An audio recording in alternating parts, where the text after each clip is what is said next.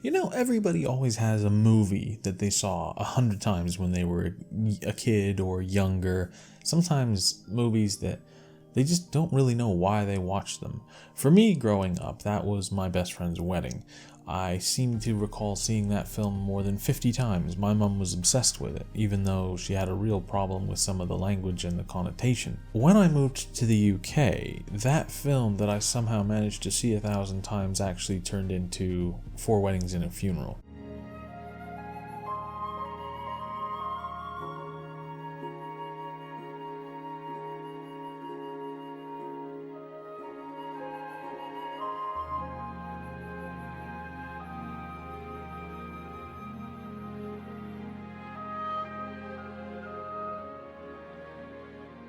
Released in 1994, Four Weddings and a Funeral garnered much critical acclaim all around the globe, mostly in the UK, but all around the globe, and even got an Oscar nomination for Best Picture. And while it may not be glamorous or relevant to be talking about movies like My Best Friend's Wedding and Four Weddings and a Funeral, there is something to be said about the cinema of old versus the cinema of now. For instance, comedies, they used to mean comedy in a lesser way. For instance, with Four Weddings and a Funeral, you're talking about a film that has Hugh Grant doing Hugh Grant, as he was in the 90s, but it also takes a few risks. There's far too many really great actors in the supporting cast. There's far too many people. I could spend 5 minutes listing every familiar face in this movie. This is an entourage of real English talent. The film centers around a guy, Hugh Grant, named Charles, who struggles with relationships. He has relationship after relationship, but it never goes anywhere. He's never getting married. He never feels So he gets a bit of a reputation as someone who will just not get married. And he just prefers to go from woman to woman. But when he's attending another friend's wedding as the best man, he's introduced to Andie MacDowell's character. We'll get to her. And one of his friends, Fee, explains that Carrie is a bit easy, and Charles starts to pursue her on that basis, but falls in love, and now we have our story. Wait, how can that be the story? That's so simple. Well, it kind of is, and it kind of isn't. The premise being that they keep attending weddings, they keep bumping into each other, and it keeps going nowhere. Carrie and Charles sleep together at 2 different weddings, but the second time is a bit more gray, because she's actually attended the wedding as the fiancé of someone else. Why is he talking about this film? This film isn't relevant. This film is hundreds of years old. Well, actually, no. It came out in 94, making it 4 years younger than me. So thank you for that. But it's still from a dying breed of when movies that were comedies took a few more emotional risks and weren't all about the slapstick or not about the slapstick at all. English films that came out around this time have that sort of moniker. You've got Notting Hill, for example, which a lot of people compare to this one mostly because of the cast. But was the old way the best way? Because Hugh Grant is good in the film, but he plays Hugh Grant, kind of awkward and charmingly befuddled. A lot of people think Four Weddings and a Funeral was the making of Hugh Grant, and while that's not technically true, I can see why they say that. For me, the strengths of Four Weddings and a Funeral comes from his friends, his little group of loyal friends who, like him, have never gotten married. It's sort of like an unofficial club of unweddables, and that's where the strength of the film comes in, because it's the characters in there that you remember. It's their lines, it's their performances, it's their quirks. You've even got cameos from incredible comedians like Rowan Atkinson just owning every scene he's in. But I've already said that Hugh Grant is good in the movie, so what's my issue? Well, it's not so much Hugh Grant so much as it is the goal. As I said before, Andie MacDowell's character has cheated on her fiancé with Charles by the time they're at the end of the second wedding. I have a problem with that.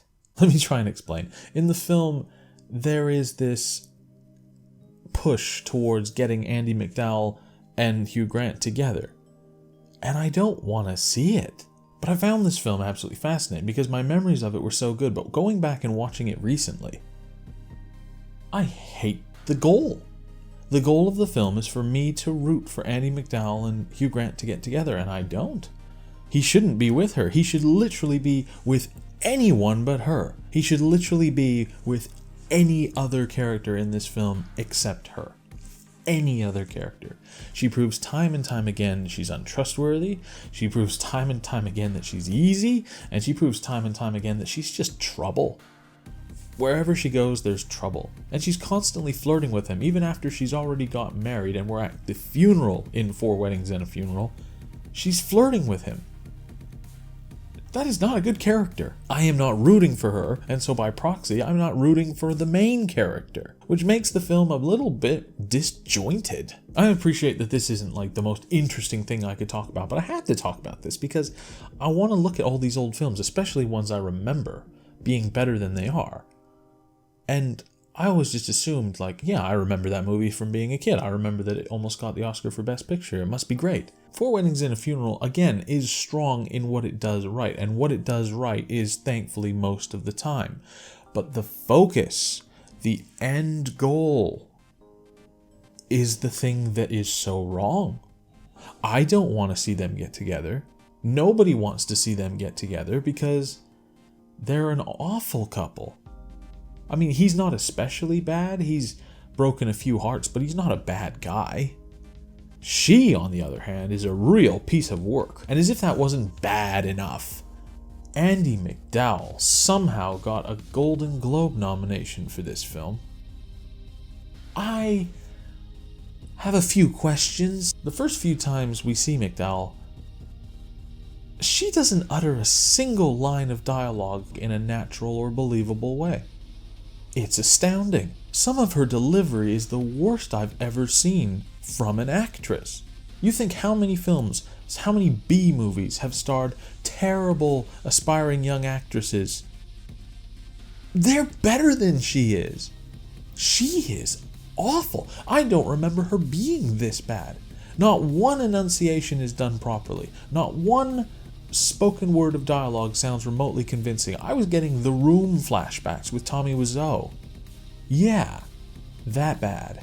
And unfortunately, she's in a good chunk of the movie. She's not an ugly woman by any means. I'm not saying that at all. The reason she shouldn't be the goal is because she's an awful person. She's an awful character. And the delivery, every single line. Like I said, not one inflection is done correctly. Not one spoken word of dialogue sounds natural. And they almost gave her a Golden Globe. I mock the hell out of the Academy Awards and the Golden Globes now, but I must say, back then, they were far worse. If that kind of performance can get you a Golden Globe nomination, and that kind of film can get a Best Picture nod. Having said that, the things that are good are really good. But that doesn't mean the things that are bad just get a free pass, because the things that are bad are terrible. Some truly terrible characters that have no reason to be terrible characters. Some awful acting. Some great acting, but some awful acting as well. Every time I remember that Andie MacDowell is in this film, I cringe because she's awful. She is absolutely awful. Some of the time in this film, I feel like she tried to do an English accent and that they dubbed over her in a studio later because it just doesn't look natural. It doesn't sound natural. She's the worst thing in this movie, and I think she kind of ruins the movie. But having said that, there's still some really good comedic moments in the film. There really are. It's a classic for a reason. It often gets referenced as one of the great comedies of our time. But I think it's lost something in the years, and it's not just because I've seen it so many times, because again, you can watch a film 100 times and not get bored of it, but each time you take something else from it. That's how it's supposed to work. And I took something else from my latest viewing of this, and that's that I didn't like it anywhere near as much as I thought I did.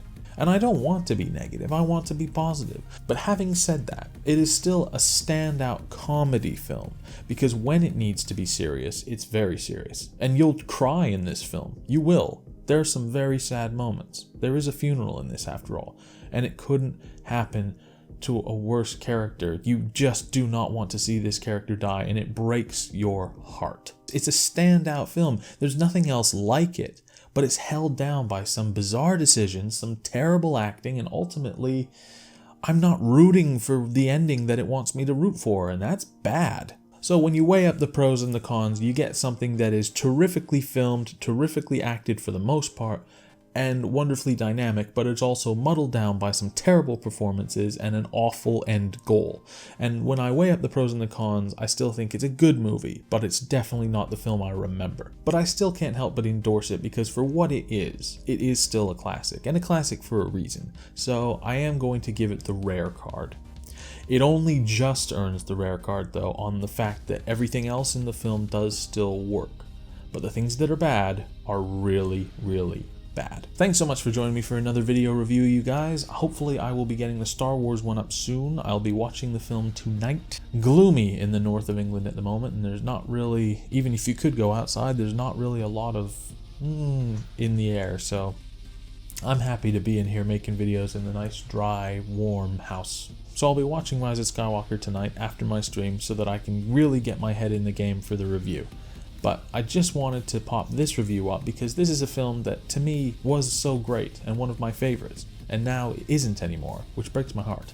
If you're watching on the day that this goes up, there's going to be a big stream in the afternoon. I've really enjoyed doing my Twitch streaming. I've really enjoyed talking to you guys. I want to get more actual movie and game talk going because at the moment I'm just kind of getting into the games and getting really intense. And we all know I'm not a brilliant player. I'm an above average player, which means that I need the extra help to be entertaining. And that's where you guys come in, which is the whole reason I started streaming in the first place, is because I wanted to talk to you guys. So hopefully I will see you on the stream later today. Please remember to follow me on Twitter if you haven't already so that you can keep up to date with all the video updates and all the stream updates, because that's where I post them. I feel like I have to mention something about the state of the world today, just really quickly, because you don't want me to preach and you don't want my opinions, because my opinions you've heard 1,000 times. But in regards to everything happening in America right now, it's relevant around the whole world. There are lots of enlightened countries, and I've never been in a situation where I had to see firsthand the difference between someone who's black and someone who's not. It's very difficult for me to comment on what they suffer day to day, on the ridicule they face. I always see fairness and equality around black people because that's all I've ever known. I grew up, I knew black people, I had black friends, black work colleagues. I never saw the difference firsthand. I knew about it. I'm not naive. But I didn't see it. So I feel privileged to have grown up around people who never even entered into this, because it's all lives matter. Black lives matter, and this is the time when we really need to be aware that they're not different. They've never been different, and they never will be different. We're all in this together. We're all one species, and we all need to look after each other. It's hard for me to try and say that I understand what they go through, because I don't. I can only say from my perspective, what I've seen, the people I've known. And I've been so fortunate to grow up around such an understanding situation. And I've never known anything but understanding when it comes to all races and all people. But some people aren't so fortunate. And I would encourage you, don't listen to the media bias. Don't listen to the people hitting Twitter and Facebook and going nuts about what should be done and what shouldn't be done. Listen to yourself. What do you think is right?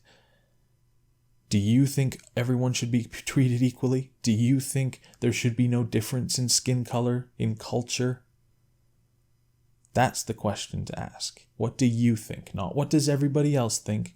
Not does what everybody want me to think. What do you think? Thanks so much for watching my video, you guys. I will see you in the next one. Take care.